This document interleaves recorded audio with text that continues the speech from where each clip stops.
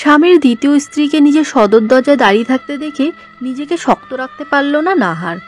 দরজা ধরে দাঁড়িয়ে সে স্বামী বেশে আসা রাজীবকে বলল, তুমি শেরওয়ানি কেন পরেছো রাজীব? আর তোমার খালাতো বোন কেন বিয়ের শাড়িতে? ওর স্বামী মারা গেছে আর তুমি তো সেখানে গিয়েছিলে, তবেও কেন? রাজীব, তোমাকে কি বলবে নাহার? আমি আমার ছেলেকে বিয়ে করেছি আবার, এতে নিশ্চয়ই তোমার আপত্তি নেই? অবশ্যই আপত্তি আছে আম্মা। আমার স্বামীকে বিয়ে করতে হলে অবশ্যই আমার থেকে অনুমতি নিতে হবে। তোমাকে বিয়ে করার আগে আমার থেকে অনুমতি নেওয়ার প্রয়োজন মনে করেছিল যে আমি তোমার অনুমতি নিব। আম্মা, ও আপনার ছেলে আর আমার স্বামী। এই জন্যই আমি যতটা অধিকার দেখাতে পারি তুমি পারো না। আমি জোর করতে পারি, শাসন করতে পারি এবং কসম নিতে পারি, তুমি সেটা পারো না।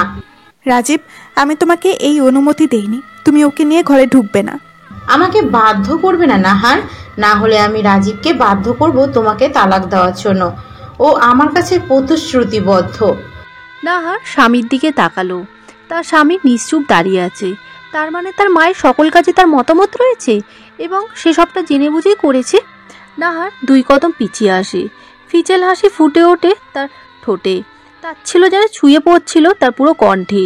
সে কেবল বলল, হায় রে পুরুষ, তোর জন্য আমি ঘর ছাড়লাম, পর হলাম, আর তুই আমায় ছেড়ে উন্নতে মুছতে চাইছিস?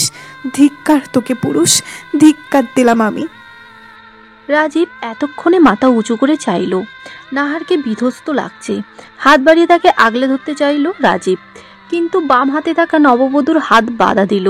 রাজীবের মা তাকে সরিয়ে ভেতরে প্রবেশ করতে করতে বলল, তোমার থাকতে ইচ্ছে না করলে তুমি চলে যেতে পারো, আমার আপত্তি নেই। ঠিক তেমনি তুমি চাইলে থাকতেও পারো।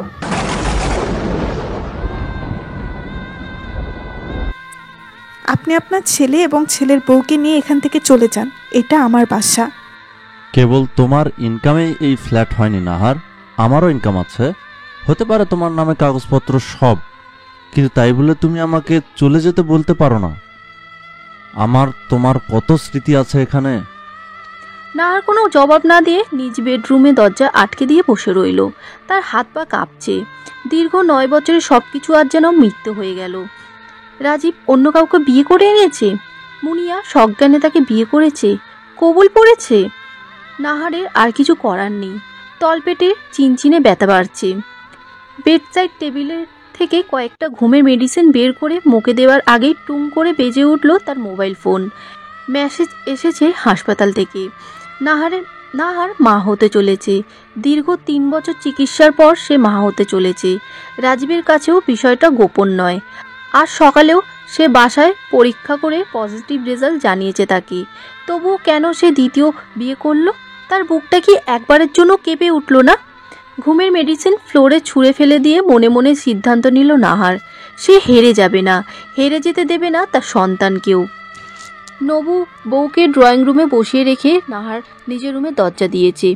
ভাবতেই মেজাজের পারদ খানিকটা ওপরে উঠে গেল রাজীবের মা আফরোজা বেগমের। অনেক শখের ছেলের বউ মুনিয়া। এই মেয়েকে ঘরে তোলার জন্য পানির মতো টাকা খরচ করেছেন আফরোজা। এই হুজুর ওই কবিরাজ কত কিছুই না করলো, কিন্তু মুনিয়ার হুট করে বিয়ে হয়ে যাওয়ায় তার পরিকল্পনায় বেশ ব্যাঘাত ঘটে। আফরোজার ছোট বোন রোকসানার মেয়ে, একমাত্র মেয়ে মুনিয়া। সহায় সম্পত্তি যা আছে তা দিয়ে রাজীবের পরবর্তী 3 পুরুষ বসে আরাম করে খেতে পারবে। মুনিয়ার স্বামী হুট করে হৃদয় রোগে আক্রান্ত হয়ে মাত্র 30 বছর বয়সে পৃথিবী ত্যাগ করেছে মাসখানিক হলো। বিদেশের মাটিতে মারা যায় তার স্বামী। মুনিয়া সাথেই ছিল। ভিসা চক্রান্ত জটিলতা শেষ করে 3 দিন আগে লাশ নিয়ে দেশে ফিরেছে। স্বামীর মৃত্যুর 6 মাস পার হওয়ার ইসলামের বিষয় নিয়মকানুন তারা খুব একটা মানে না। তাছাড়া আফরোজার কোনো আপত্তি নেই, মেয়েটা নতুন করে সব শুরু হবে, এটাও কি কম নাকি? রোকসানা বেগমকে কথা দিয়েছে আফরোজা, নাহার আপত্তি করলে তাকে তালাক দিতে বাধ্য করবে রাজীবকে। কিন্তু এই মুহূর্তে নতুন বউর ওপর বিতৃষ্ণা নিয়ে দরজা বন্ধ করে থাকা নাহারের প্রতি কেমন রাগ হচ্ছে। কয়েকবার দরজা কড়া নেড়ে বলল, নাহার, দরজা খোলো, ওরা ঘরে যাবে, বের হও এই মুহূর্তে। নাহার নীরব রইল, কিন্তু আফরোজা করাঘাত করতে ব্যস্ত। দরজা খুলে নাহার বলল, এটা আমার রুম, আপনার ছেলেকে বলুন অন্য কোথাও চলে যেতে। ও সুখিতাপি মানুষ, উপরন্তু নতুন বউ, তার সাথে এমন ব্যবহার মানায় না। একটু মানুষ হও। যার স্বামী হুট করে নতুন বউ নিয়ে আসে তাকে এসব কথা বলে লাভ নেই। আমি বসে বসে তার পা ধরে কান্না করব না। আপনার ছেলেকে বলে দিন, আমি যদি ওকে ভালোবেসে নিজের বাবার ঘর ছাড়তে পারি তাহলে নিজের সুখের জন্য ওকেও আমি ত্যাগ করতে পারি। রাজীব ড্রয়িং রুমে বসে কেবল দীর্ঘশ্বাস ফেলল। তার মাথাটা গত 3 দিন যাবৎ বেশ চিনচিনে ব্যথা করে, ঘাড়ে তীব্র যন্ত্রণা, মনে হয় কেউ যেন বসে আছে কিংবা ভারী কোনো বস্ত্র রাখা হয়েছে তার ঘাড়ে। নাহারকে ডাকতে গিয়েও মুখ থেকে বের হলো, মুনিয়া, এক গ্লাস পানি নিয়ে এসো তো আমার জন্য। নাহারের দরজা এড়োলো না। এতটা অপমান সইতে না পেরে সে দরজা বন্ধ করে নিল। মুনিয়ার হাত থেকে পানি নিয়ে এক চুমুকে শেষ করলো রাজীব। তার টেস্টটা বেড়েই চলেছে, শরীরে অসহনীয় যন্ত্রণা হচ্ছে, কামুকতায় স্পষ্ট ইঙ্গিত পাচ্ছে সে। কোনো কিছু না ভেবে ওয়াশরুমে প্রবেশ করে সাবান ছেড়ে দিল সে।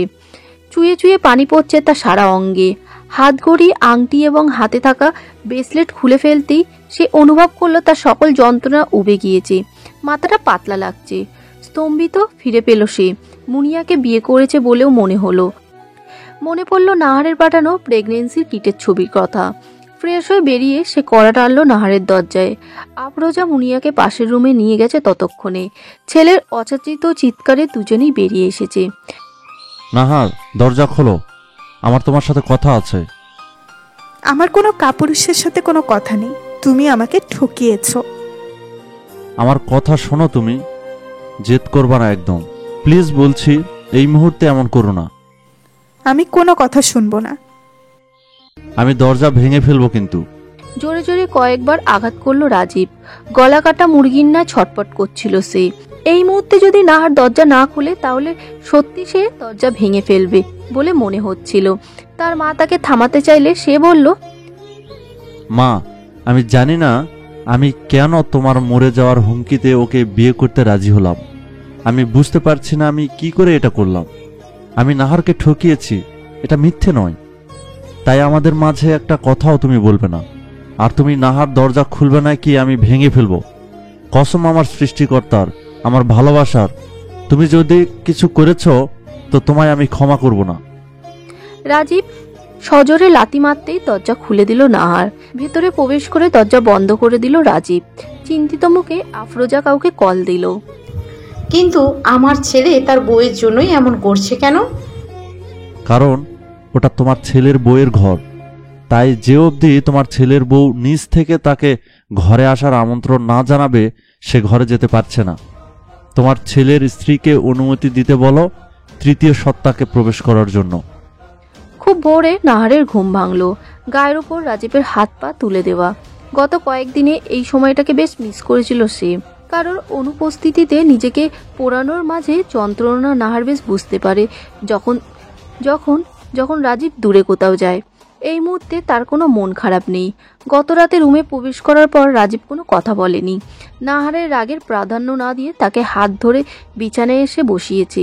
তার বলিষ্ঠ দেহের জোরের সাথে জবরদস্তির প্রয়োজন পড়েনি, কারণ রাজীব জানে কিভাবে তার স্ত্রীকে কাবু করতে হয়। প্রেমিকের এখতিয়ার পিয়সীর নিরুপায়। লতানা কোনো গুলেমের ন্যায় নাহারকে জড়িয়ে নিয়ে তার কানের কাছে ফিসফিস করে বলেছিল, পরি, আমি তোমার সাথে সকালে কথা বলবো। তুমি আমায় যা ইচ্ছা করো, কিন্তু এই মুহূর্তে ঠান্ডা হও। আমার প্রচন্ড ক্লান্ত লাগছে, ঘুম আসছে ভীষণ। নতুন বউ রেখে এই ঘরে আসার কি দরকার? পুরনো জিনিসের মায়া ছাড়তে পারছেন না বুঝি? পুরানো জিনিসের প্রতি মানুষের বারবার আবেগ বেশি থাকে, আর সে যদি হয় পুরনো মানুষ তবে তাকে কি করে ভুলে থাকা যায়। মা জোর করলো, তবে আশ্চর্য কি জানো, আমি যেন কেন না করতে পারলাম না। মন্ত্রমুগ্ধের ন্যায় আমি রাজি হয়ে গিয়েছিলাম বিয়ে করার জন্য। মনে যা আছে তাই করেছেন। আমার মনে কেবল তুমি আছো, এটা তোমাকে মানতে হবে। আর ভুলেও আমাকে ছেড়ে যাওয়ার কথা বলবে না, একদম তুলে নিয়ে আসবো। নাহার কোনো জবাব দিতে পারেনি। কান্নায় তার গলা ব্যথা শুরু করে। উদরে রাজীবের স্পষ্ট স্পর্শ পেয়ে সে ফিসফিস করে বলল, আমার সন্তান আসতেছে পরি। আমি জানি না আমার কি হয়েছে, কেবল জানি আমি ভুল করেছি। কথা দিচ্ছি সব ঠিক করে দেব, তুমি কেবল আমার পাশে থেকো। এরপর ক্লান্তিকে ছাপিয়ে দুই চোখে ঘুম নেমে এসেছিল ওদের। রাস্তার ল্যাম্পপোস্টের আলোর পরিবর্তে এই মুহূর্তে রোদের আলো ফুটোপুটি খাচ্ছে পুরো ফ্লোরে। নাহার নিচ থেকে ওঠার চেষ্টা করলো। রাজীব তাকে থামিয়ে দিয়ে বলল, আজ শুক্রবার, তবে কিসের এত তারা? বাইরে আপনার নতুন বউ। তোমাকে ভাবতে হবে না, তার কথা ভাবার জন্য তার শাশুড়ি আছে। তুমি চুপচাপ শুয়ে থাকো। বেলা 10টার দিকে রাজীব বিছানা ছাড়ে। নাহার তখন পুনরায় ঘুমিয়েছে। মেয়েটা পুরো রুমের অবস্থা নাজেহাল করে রেখেছে। ফুড ব্ল্যান্ডার খাবার অর্ডার দিয়ে একে একে সকল কিছু গোছায় রাজীব।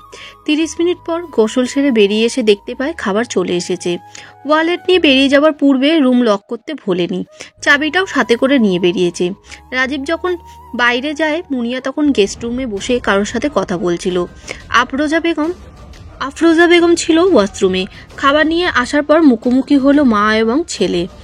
কি করছিস এসব বাবু? তুই নতুন বউকে কেউ এভাবে একা রেখে যায়? নতুন বউ তো আমি আনতে চাইনি মা। তুমি যেহেতু নিজে পছন্দ করে এনেছো, তবে তুমিই ওর দেখাশোনা করো। তুই কি বলছিস এসব? মুনিয়া কত ভালো একটা মেয়ে। ওই মেয়ের জন্য তুই মুনিয়াকে অপমান করতে পারিস না। তোমার নতুন বউয়ের জন্য আমি আমার স্ত্রীকে অপমান করতে পারি না মা। তুই এসব কেন বলছিস? এক রাতে ও তোকে কোন জাদুটোনা করলো? মা, এসব কি বাজে কথা বলছো? আমি ওকে ভালোবাসি, এটাই কি যথেষ্ট নয়? আর বাজে মেয়ে বলবে না, ও আমার স্ত্রী। আমি জানি না কেন তোমার কথায় রাজি হয়েছিলাম, কিন্তু এরপর ওর আর দায়িত্ব নেওয়া আমার পক্ষে সম্ভব নয়। লোকের কথায় মেয়েটা যে মরে যাবে, তুই ওকে নাম দিয়েছিস, এবার মান দিবি না? রাজীব কোনো কথা না বলে নিজ রুমে চলে গেল। মাথায় চিনচিন ব্যথা আবার হচ্ছে। বাসায় প্রবেশ করলেই এমন অস্বস্তি হয় কেন তার? নাহারের ঘুম ভাঙল যখন তখন বাইরে মা ছেলে তর্ক চলছে। নাহারের মা না হওয়া নিয়েও হাজারখানেক কথা শোনাতে পিছুপা হলো না রাজীবের মা। পৃথিবীতে সবচেয়ে ধারালো অস্ত্র হচ্ছে একজন মানুষকে কথার দ্বারা আঘাত করা। রাজীব পেশায় একজন সফটওয়্যার ইঞ্জিনিয়ারিং এবং নাহার বেসরকারি একটি কলেজের লেকচারার হিসেবে আছে। দুজনেই প্রেমের সম্পর্ক। নাহারের পরিবার কোনো আপত্তি ছিল না, কারণ মেয়ের খুশিতে তারা খুশি। এটাই যেন কাল হয়ে দাঁড়ালো রাজীব এবং নাহারের সুখের জীবনে। কারণ রাজীবের মা মেনে নিতে চাইলেন না। তিনি চাইলেন এবং ঝামেলাও করলেন, তাতেও বেশ কিছু লাভ হলো না। ইতিমধ্যে নাহার এবং রাজীব বিয়ে করে নিয়েছিল।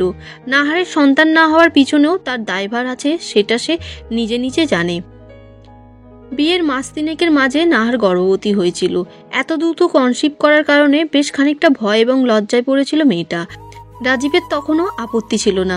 তার কথা ছিল, আমার যা বেতন, তাতে এই মুহূর্তে আমরা সন্তান নিতেই পারি। সৃষ্টিকর্তা যখন দিচ্ছেন, তাকে মেরে ফেলার অধিকার আমাদের নেই। অথচ 7 দিন পরেই হুট করে পেটে তীব্র ব্যথা নিয়ে হাসপাতালে ভর্তি হতে হয় নাহারকে। জানা যায় পেটে বাচ্চা আর নেই। তখন বিষয়টা নিয়ে কেউ তেমন চিন্তা করেনি বলে রাজীবের মা দোষটা ঢাকা পড়ে গিয়েছিল। পরপর 4 দিন সে প্রতিবেলা খাবারের সাথে গর্ভনিরোধক মেডিসিন দিচ্ছিল নাহারকে, যার ফলে নাহারের শরীর বেশ খারাপ করছিল। সে ভেবেছিল মোশন সিকনেস হচ্ছে। ডাক্তারের কাছে নেওয়ার পর ডাক্তার বুঝতে পেরেও কিছু বলেনি, কারণ সে কাহিনী ডাক্তার ছিল রাজীবের মায়ের ঘনিষ্ঠ বান্ধবী। বন্ধ দরজার আড়ালে তাকে কথা শোনাতেও ছাড়েনি ডাক্তার। তবে নিজের ভুল স্বীকার করে মাথা নিচু করে সবটা আড়াল করার অনুরোধ করেছিল আফরোজা বেগম। বান্ধবীর এমন অসহায় আবদার এবং মলিন মুখখানা দেখে রাজীবকে মিথ্যে বলতে বাধ্য হয়েছিল ভদ্রমহিলা। সে যাত্রায় বেঁচে ফিরেছিল আফরোজা বেগম। সিদ্ধান্ত নেয় নাহারের ক্ষতি এমনভাবে করবে যেন কেউ ধরতে না পারে। নাহারের প্রতি তার তেমন কোনো রাগ নেই, কিন্তু সেই মেয়েটাকে দেখতে পারে না। তার ছেলের পাশে দেখলে অযথাই রাগ হয়, অথচ মুনিয়াকে দেখলে কেমন অন্তরাত্মা ঠান্ডা হয়ে যায়। ছেলেটাও বোকা, না হলে ছুরি রেখে বুড়ি কি কেউ বিয়ে করে? ঘড়ির কাঁটার ঢিংঢিং শব্দে রাজীব ঘড়ির দিকে তাকালো। 9টা বেঁচে গেছে। হাতের খাবারগুলোর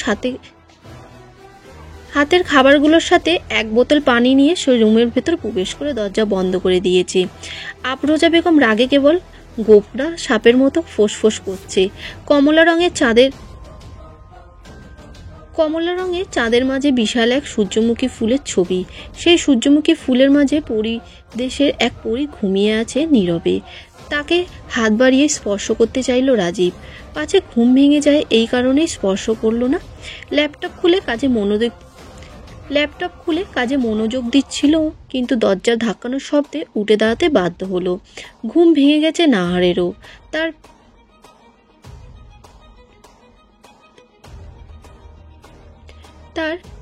বেবলতমায় শরীরের অগোচল কাপড় ঠিক করা অবধি অপেক্ষা করলো রাজীব। মিনিট পর দরজা খুলতেই হুড়মুড়িয়ে প্রবেশ করে আফরোজা। খানিকটা রাগে বলল, নাস্তা কে বানাবে এত বেলা ঘুমালে? কেন আম্মা, তোমার নতুন বউকে বলো। আমার বউয়ের শরীর খারাপ। বিয়ে আমি করেছি না তুই? তুমি করতে বাধ্য করেছো। আফরোজা বেগম কিছু বলতেই যাওয়ার আগে খেয়াল করলো রাজীবের হাতে সেই আংটি নেই। চমকে গিয়ে জিজ্ঞাসা করলেন, আংটিটা কই তোর, যেটা তোর খালু বিয়ের কথা শুনে পরিয়ে দিয়েছিল? ফেলে দিয়েছি, কারণ দামি হলেও আমার কাছে মূল্যহীন।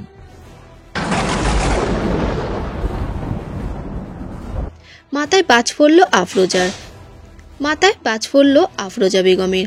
আংটি তৈরি করতে তার অনেক পয়সা খরচা হয়েছিল। 18 কুড়ামি মৃত্যু নারীর কোমরের হাত দিয়ে 18 শনির কাজ করে বানানো হয়েছিল আংটি। বারবার করে তাকে বলা হয়েছে এটা খুললে তার ওপর কোনো টোটকা কাজ করবে না, আর তার ছেলেটা সেটাই খুলে ফেলেছে।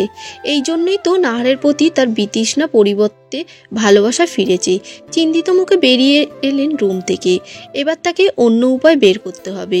টোটকা মেশাতে হবে রাজীবের রক্তে, যেন চাইলেও ছুতে না পারে সে। এই জন্য প্রয়োজন হবে এক দুর্বল বস্তির, যার জন্য তাকে যেতে হবে এক বিশেষ স্থানে।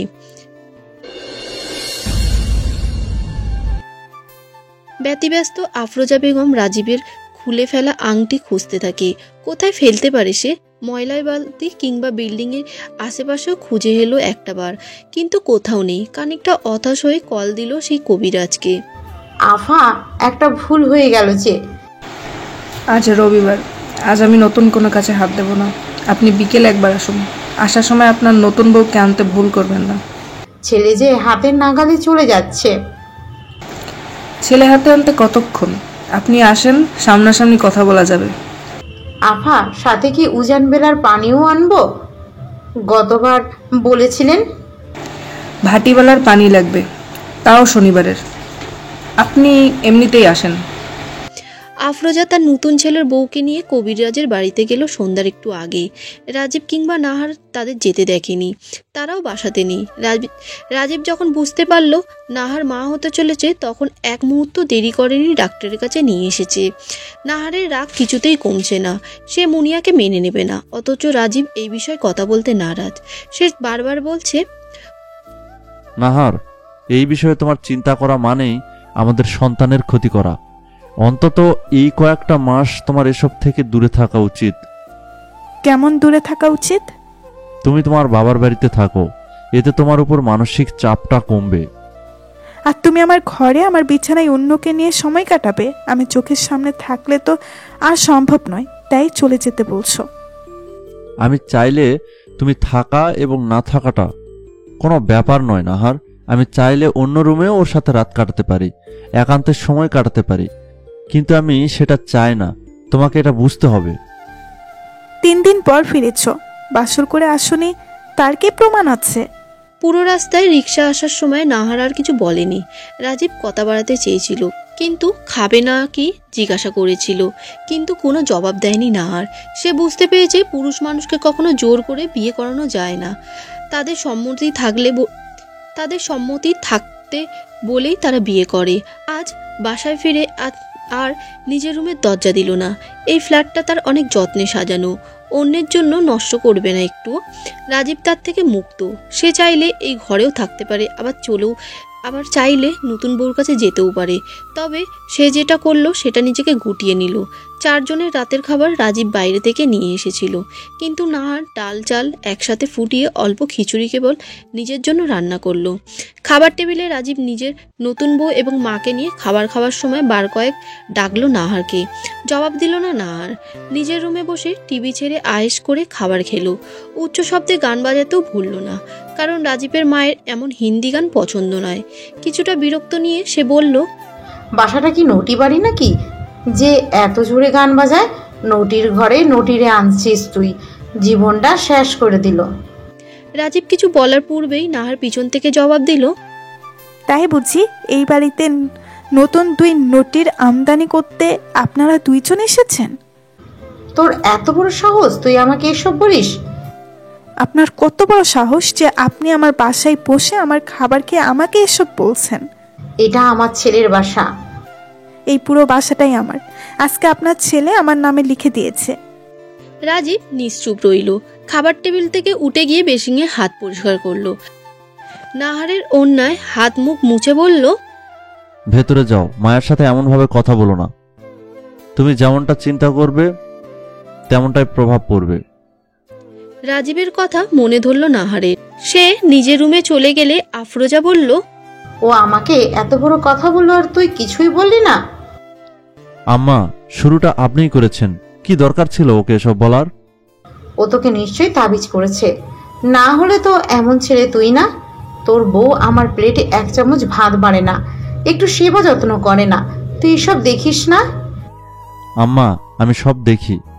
আপনিই তো ওর হাতের রান্না তরকারি খেতে পারেন না, আপনিই তো ওর বানানো চা পছন্দ করেন না, তাহলে ও কিভাবে আপনার সেবা করবে? এই 2 দিনে মুনিয়া আমার যতটা খেয়াল রেখেছে তোর বউ বিয়ের এত বছরেও রাখেনি। বেশ ভালো, তাহলে মুনিয়াই আপনার সেবা করবে। আর হ্যাঁ, আপনারা চাইলে আমি আপনাদের জন্য অন্য বাসা ঠিক করে দিতে পারি। আর তুই? আপনাদের সব খরচ দেব, মাঝে মাঝে দেখতে যাব। মুনিয়া তোর বউ, ওর একটা অধিকার আছে। বিয়ের সময় তো আপনারা বারবার বলেছেন আপনাদের কোনো চাহিদা নেই, কেবল নাম প্রয়োজন। আপনারা আমার নাম চেয়েছেন, আমি দিয়েছি, এর চেয়ে বেশি কিছু আর কি। আমি কিছু জানি না, আজ রাতে তুই মুনিয়ার সাথে থাকবি, এটাই শেষ কথা। রাজীব কিছু না বলে বাইরে চলে গেল। তার শরীরটা বেশ খারাপ লাগছে। অতিরিক্ত গরমের কারণে কিনা সে বুঝতে পারছে না। সিগারেট শেষ করে রুমে দেখলো নাহার শুয়ে আছে। সে জানে নাহার ঘুমায়নি। কথা না বাড়িয়ে রাজীব ওয়াশরুমে ঢুকে গেল। দীর্ঘ সময় পর বের হয়ে নাহারের পাশে শুয়ে পড়ল। তাকে এক হাতে নিজের কাছে টেনে নিতেই তার দু চোখে ঘুম নেমে এলো। রাজীবের ঘুম ভাঙল গভীর রাতে, মাথায় তীব্র যন্ত্রণা নিয়ে। কোনো কিছুর কারণে তার মাথা তীব্র যন্ত্রণা হচ্ছে, গলা শুকিয়ে কাঠ হয়ে গেছে তার। একটু ঠান্ডা পানির জন্য বাইরে এলো। ফ্রিজ খুলে ঠান্ডা পানি বের করে 1 বোতল পানি শেষ করলো সে। শরীরে হুট করে তার অস্থিরতা বাড়ছে। সেই মুহূর্তে দরজা খুলে বের হলো মুনিয়া। পরনে তার এক প্যাচের ডুরে শাড়ি। শারীরিক অস্থিরতা কাম উত্তেজনা পরিণত হলো। মুনিয়া তাকে টানছে, তার মস্তিষ্ক তাকে বলছে মুনিয়ার কাছে যেতে। কেবল সেই পারে এহেন অস্থিরতা কাটাতে। করে পেটে মোচড় দিয়ে উঠেছে। ফ্লোরে একরাশি রোদ হুটোপুটি খাচ্ছে। ওঠার চেষ্টা করলো না আর, কিন্তু পারল না। রাজীব তাকে লতানো কমলি ডগার ন্যায় জড়িয়ে আছে। দুজনের অনাবিত এটাও উঠতে না পারা আরও একটা কারণ। গতরাতে খানিকটা অভিমান নিয়ে ঘুমিয়েছিল নাহার, কিন্তু গভীর রাতে রাজীবের ডাকে সাড়া দিতে বাধ্য হয়েছিল। রাত তখন 3টের কাছাকাছি। রাজীব যখন উঠে পানি খাওয়ার জন্য বাইরে যায়, ঠিক তখনই ঘুম ভাঙে নাহারে। তার ভয় করছিল ভীষণ। রুমের লাইট জ্বালাবে একটু সময় ও যেন তাকে তার মস্তিষ্ক দিতে চাইছিল না। পুরো ঘরময় গুমট পরিবেশ, একটু বাতাসও যেন নেই। বারবার আয়তন কুর্সি পাঠ করার চেষ্টা করছিল সে, কিন্তু মনে হচ্ছিল তার মন এবং মস্তিষ্ক হতে সবটাই উবে গেছে কপুরের মতো। ভয় আমচুর হয়ে গিয়েছিল তার মুখটা। অন্ধকারে বালিশের নিচে হাত রে কেবল নিজের ফোনটা পায়। কাঁপতে থাকা হাতে ইউটিউব থেকে সার্চ করে আয়াতুল কুরসি প্লে করে। তার মনে হচ্ছিল কিছু একটা ছিটকে সরে গেল তার পাশ থেকে। ধীরে ধীরে তার ঘরের গুমট ভাবটাও কমতে লাগলো। মিনিট 5-এর মাথায় রাজীব ফিরে এলো। তাকে দেখে বেশ বিধ্বস্ত লাগছিল। মনে হচ্ছে সে কোনো অদৃশ্য শক্তির সাথে যুদ্ধ করে সবেমাত্র ফিরেছে। রাজীব ফিরেই ঘরের আলো জ্বালালো। ওয়াশরুমের দরজা খোলা রেখেই বারবার চোখে পানি দিতে লাগলো। নাহার বিছানায় বসে সবটা দেখছে। আয়াতুল কুরসি পুনরায় প্রথম থেকে বাঁচতে শুরু করেছে। কিছু সময় পূর্বে ঘটে যাওয়া ঘটনার কোনো ব্যাখ্যা নেই রাজীবের কাছে। মুনিয়ার খোলা চুল চিকন ঠোঁটের কিংবা দেহের চিরল ঠোঁট কিংবা দেহের পেলবতায় মুক্ত হয়ে পড়েছিল কিনা, বা অন্য কিছু। মাথার ভেতরে হতে যন্ত্রণার নামটা বা কি দেবে? যদি সঠিক সময়ে হুঁশ না ফিরত তাহলে কি সত্যি সে মুনিয়ার অধিকার দিয়ে বসত? নাহারের কাছে কি জবাব দিত? মস্তিষ্ক এত কিছু চিন্তা করছে অথচ শরীর মানছে কই। আজকেও ডাক্তার বলেছে সাবধানে থাকতে, অথচ নিজেকে আর সামলাতে পারছে না সে। নাহার স্বামীর প্রতিটা শ্বাসের সাথে পরিচিত। তাকে বুঝতে দেরি হয়নি, কিন্তু আজ বিকেলে বলা কথাগুলো বারবার মনে হতে লাগলো। আমি চাইলে মুনিয়ার কাছে যেতে পারি, তুমি থাকতেই যেতে পারি, কিন্তু বিষয়টা হচ্ছে আমি যেতে চাই না। নাহার ভাবলো সত্যি তো, রাজীব চাইলে এই মুহূর্তে ঘুমিয়ে থাকা নাহারকে না জানিয়ে যেতে পারত পাশের ঘরে, অথচ সে যায়নি। মনে মনে খুব খুশি হয় সে। তার খুশির বহিঃপ্রকাশ ঘটে চোখে মুখে। রাজীব তার দিকে তাকিয়ে বলল, আমার অস্থিরতায় মজা নিচ্ছ? বেশ, আগামীকালকেই আমি একা একা ফুচকা খেয়ে আসবো, তখন বুঝবে কেমন লাগে। সেটা আমি ঘরেই বানাতে পারি, আমার কাছে অপশন আছে। তবে আমার কাছে তুমি ছাড়া আর কোনো অপশন নেই। কেন? আছে তো। নাহারের কথা শেষ করতে দেয় না রাজীব। সে আপাতত তার মাঝে মুনিয়ার নামটা শুনতে চায় না। হয়তো কিছু সময় পূর্বে ভয়টা তার মাঝে পুনরায় কাজ করছে বলে। রাতভোর হলে ঘুম নামে তাদের চোখে, অথচ নির্ঘুম খাটে মুনিয়ার রাত। ভোরবেলা শাশুড়ি খুশি মনে মুনিয়ার দরজার দিকে তাকায়। তার বিশ্বাস, একবার ছেলে মুনিয়ার প্রেমে মজে গেলে আর কারো সাধ্য নেই তাদের আলাদা করার। নিশ্চয়ই রাতে টোটকায় কাজ করেছে। কবিরাজ কাল ফিরে আসার সময় এক বোতল পোড়া পানি দিয়েছিল। বলেছিল ছেলে যখন এই পানি খাবে তখন যেন যৌন নিঃশ্বাস বন্ধ রেখে মনে মনে বলতে থাকে, আমার স্বামী কেবল আমার রূপেই আটকে থাকুক, অন্য যে কোনো নারী তার চোখে কেবল বিষ হোক। পানি খাবার পর যেটুকু পানি থাকবে সেটুকু দিয়ে গভীর রাতে ছেলের বউ গোসল করবে। গোসলের পানিতে আরো কয়েকটা উপাদান দিতে হবে, যা সে দিয়েছিল। এক প্যাচে ডুরে শাড়িটা পরে স্বামীর সামনে যাবে এবং ওই কথাগুলো মনে মনে বলবে। কাজ হয়ে যাবে। আফরোজা বেগম রাতে ছেলেকে খাবার দেওয়ার সময় ওই পানিটা দিয়েছিল। তাছাড়া মুনিয়ার গোসলের পানিও সে নিজ হাতে তৈরি করেছে। ডুয়ে শাড়িটা পরিয়ে নিজ হাতে ঘরের দরজা খুলে বসেছিল অন্ধকারে। কবিরাজ তাকে কিছু আমল দিয়েছিল, সেগুলো পাহারার সময় খেয়াল করেছিল রাজীব বেরিয়ে এসেছে ঘর থেকে এবং মুনিয়ার দিকে আসছে। শকর আলহামদুলিল্লাহ বলে নিজ রুমের দরজা লাগিয়ে দিয়ে ঘুমাতে যায় সে। মুনিয়ার দরজা লাগানো তাই ফিরে আসে সে। পরোটা, সুজির হালুয়া এবং ডিম ভাজি করতে করতে বেলা 10টা বেজে গেল। কাজের মেয়েটার দেরি করে আসার কারণে জিজ্ঞাসা করলো আফরোজা বেগম, এত দেরি কেন হলো? কাজের মেয়ে বলল, আজ শুক্রবার আম্মা, আর শুক্রবারে আমার দেরি করে আসার নির্দেশ দেওয়া। ভাইয়া ভাবি সারা সপ্তাহ অফিস করে আর এই দিনে সকাল একটু ঘুমায়। এই তো একটু পরে ভাবি একেবারে গোসল শেষ করেই বাইর হব। চা বানাতে বানাতে ভাইজান বের হবে। আফরোজা বেগম কিছু বলল না। বাড়ির বউ সে নাকি যে বেলা 11টায় উঠবে? এভাবে সংসার হয় নাকি? কাজের লোকের কথা মতো কিছু সময় পর দরজা খুলে ভেজা চুলে তোয়ালে পেঁচিয়ে বের হয়ে এলো নাহার। এসেই রান্নাঘরে ঢুকে চা বানানোর প্রস্তুতি নিচ্ছিল। আফরোজা বেগম মনে মনে মুচকি হাসে, কারণ সে দেখতে চায় যখন রাজীব মুনিয়ার ঘর থেকে বের হয় তখন নাহারের মুখটা কেমন হয়, নাহারের চোখে কতটা বিস্ময় থাকে। পরোটা ছিঁড়ে মুখে দিতে দিতেই আকাশকুসুম চিন্তায় বিভোর ছিল সে। পর মুহূর্তেই রাজীব যখন নাহারের রুম থেকে বের হয়ে এলো তখন খাবার গিলতে ভুলে গেল আফরোজা। রাজীব যদি নাহারের সাথে থাকে তবে মুনিয়ার ঘরে কে ছিল? নাহারের পিছন পিছন রাজীব বিকেলবেলা ছাদে উঠেছে। ছাদের এক কোণায় তাদের লাগানো গাছটা টমেটম ধরেছে। দেশি টমেটম খেতে বেশ ভালোই লাগে। নাহারকে আসতে দেখে তার পিছন পিছন সেও ছাদে এলো। স্ত্রীর সাথে ভাব জমানোর যথেষ্ট চেষ্টা চলছে তার। গতরাতে শরীরই মান অভিমান ভাঙলেও নাহারকে নাক ফোলানো কমেনি। রাজীব জানে সে অবধি মুনিয়া এই বাসায় আছে, এই মেয়েটাকে নাক ফোলানো কমবে না। তাদের দূর থেকে দেখেছিল একজন, কাছাকাছি এগিয়ে আসতে দেখে কিছু একটা আভাস পেল, কেমন বিশ্রী আতরের গন্ধ। তার ভিতরকার অস্তিত্বে চাপিয়ে রেখে এগিয়ে গিয়ে বলল, जिसे इश्क का तीर कड़ी लगे उसे जिंदगी क्यों ना भारी लगे। রাজীব পিছনে তাকিয়ে দেখলো বছর 25-এর এক মেয়ে দাঁড়িয়ে আছে। সফেদ রঙা তার গায়ের পোশাক, ঠোঁট দুটো যেন কাশ্মীরি আঙুর। সরু সরু হাতের নখ দিয়ে কানের পিঠে চুল গুজে দিল মেয়েটা। রাজীব স্মিত হেসে বলল, পারিজাত, কেমন আছেন? আমি ভালো আছি, কিন্তু আপনাকে দেখে ভালো মনে হচ্ছে না। আপনি অভিমানের ভার নিতে পারছেন না। আপনার ভাবির রাগ জায়েজ আছে মহতরমা। পারিজাত পুনরায় একবার নাহারের দিকে তাকালো। অমায়িক হাসিটা ঠোঁটে ঝুলিয়ে বলল, আপনার গাছের টমেটোর ওপর আমার ভীষণ আগ্রহ। কি করে যত্ন ছাড়া তারা বেড়ে উঠছে। সৌজন্যের খাতিরে নাহার দুটো টমেটোর এগিয়ে দিল। পারিজাত স্বভাবসুলভ হাসিটা মুখে ফুটিয়ে সে নাহারের হাত ধরে ফেলল। তার কপালে চিন্তা সূক্ষ্মভাঁজ দেখা গেলেও সে বুঝতে দিল না। রাজীবের দিকে তাকিয়ে বলল, জোর পুত্রের গর্ভধারিণীর হাতের কাছে যত্ন ছাড়া ফল হওয়াটা অস্বাভাবিক কিছুই নয় রাজীব ভাই।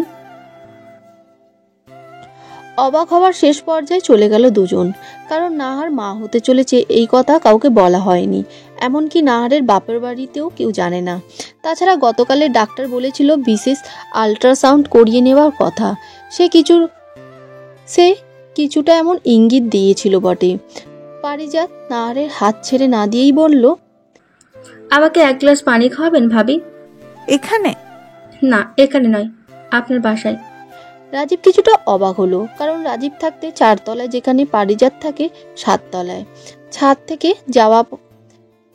থেকে যাওয়ার সময় পারিজাতের ফ্ল্যাট আগে পড়বে, অথচ নাহারের কাছ থেকে পানি খেতে চাওয়ার মানে কি?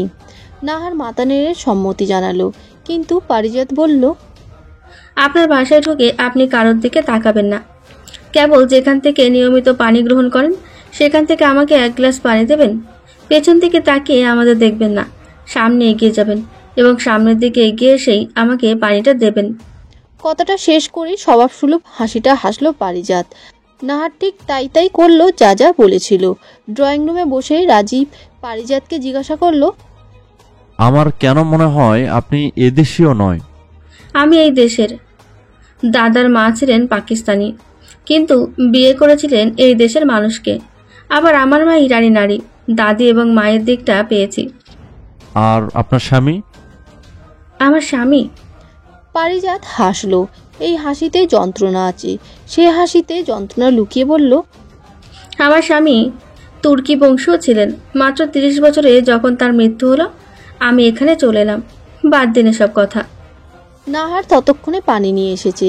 পারিজাত পানির গ্লাস হাতে নিতেই সেটা লাল রং ধারণ করলো, বিটঘুতে লাল রং যাকে বলে। অথচ পানিটা মাত্রই নাহার তার হাতে দিয়েছিল। আপনাদের বাসায় আর কে কে আছে? আছে আমার মা এবং আপনার দ্বিতীয় স্ত্রী। আপনি এটাও কি করে জানেন? ভাবি, আপনি তো আমাকে দেখালেন। কখন? যখন আমি আপনার হাতটা ধরেছিলাম।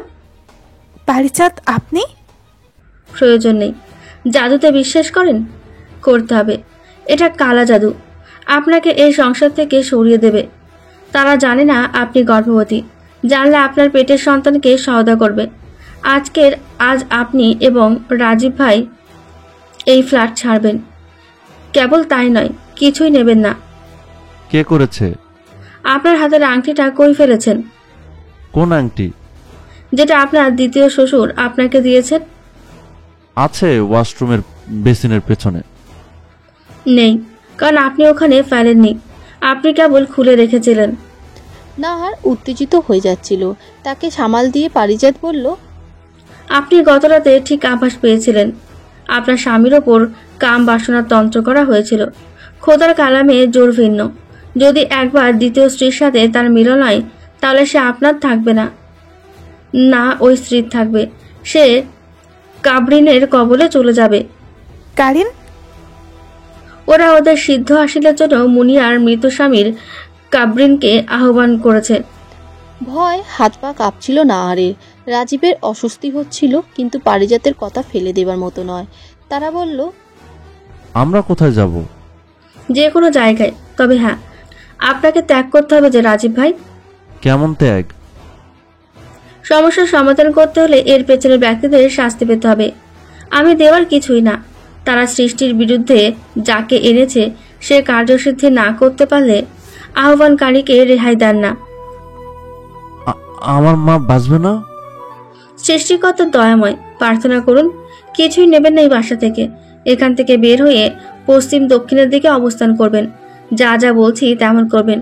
প্রতিদিন রান্না এক জায়গায় করবেন এবং মাটির চুলার ভিতরে একটা ডিম রাখবেন। ঠিক 41 দিন পর ডিমটা তুলবেন। যদি দেখেন ডিমটা পুড়ে গেছে, তাহলে ভাববেন কোনো কিছুই আমি করতে পারিনি। আর যদি ডিমটা অক্ষত থাকে, কুসুম অবধি না জমে, তাহলে ভাববেন আপনারা মুক্ত। রুকাইয়া করার পদ্ধতি বলে দিচ্ছি, নিয়মিত নিয়ম মানুন। কাউকে এই বিষয়ে বলবেন না। আজ থেকে 41 দিন আপনারা কারোর সাথে যোগাযোগ করবেন না, যাই হোক না কেন। ফোনটাও রেখে যাব? সবকিছু। আপনারা বাসায় ফিরতে পারেন। তারা কৃতকর্মের শাস্তি পেয়েছে। আপনারা সুস্থ আছেন এখন। নাহার খেয়াল করলো পারিজাতের একটা পায়ে চোট লেগেছে। সে খুঁড়িয়ে হাঁটছে। তাকে জিজ্ঞাসা করতেই সে বলল, পারিজাতের শারীরিক আঘাত ভাঙতে পারে না। পারিজাতরা হেরে গেলে আপনাদের কি হবে? কোথায় যাচ্ছেন? রাতে থেকে যান। পারিজাত তার স্বভাবসুলভ হাসি দিয়ে বলল, আবার কোনো এক নাহারের কাছে যাচ্ছি, যে অপেক্ষায় বসে আছে। পারিজাত কখন আসবে?